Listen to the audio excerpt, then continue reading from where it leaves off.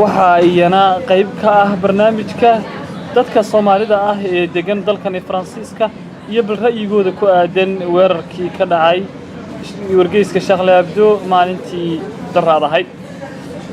walaal ku soo dhaw barnaamijka adiga oo bal magacaaga iyo ku dado magacaaga ku bilaabay iyo ra'yigaaga bismillaahir rahmaanir rahiim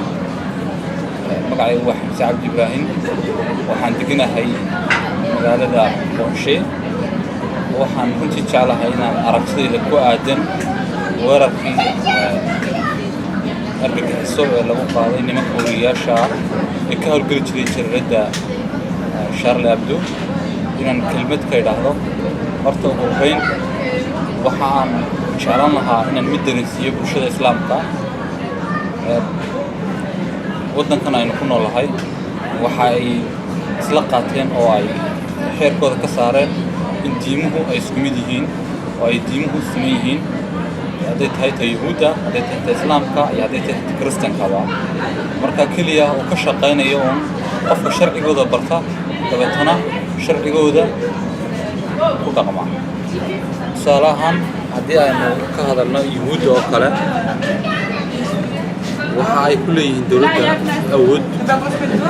haddii goor saamaysa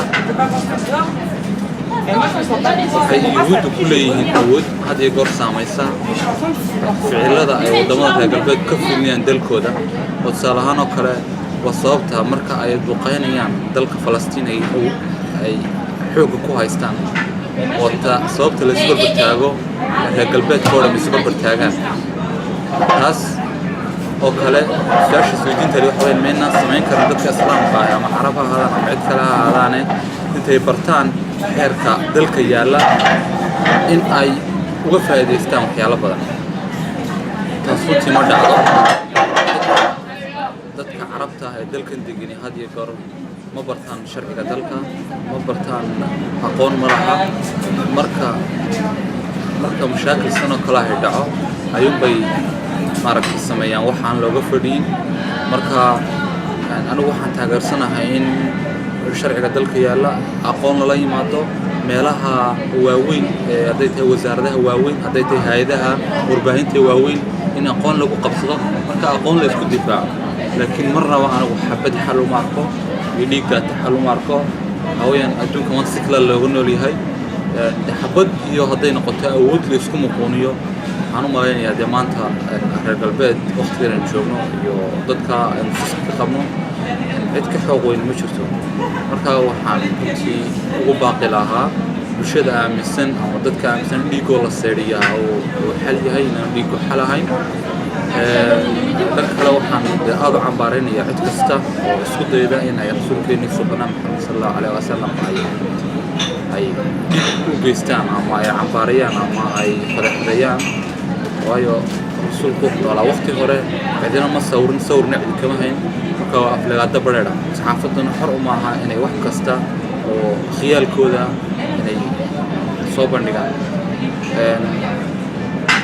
cadaasiyada jira ee waddankan ka jira waxaa ka mid ah in tusaalahaan hablaha islaamka ah aanay haysan aanay hagoogan karin oo aanay madaxooda asturi karin waxaa kaloo ka mid ah in ay goobaha shaqada kale qofka islaamka ah aan ku shaqaysan karin dariiska islaamiga ee xijaabka uu Ilaahay ku faral yeelay waxa kaloo ka mid ah meelaha lagu badaasho ardayda muslimiinta aan lahayn goobo gooniya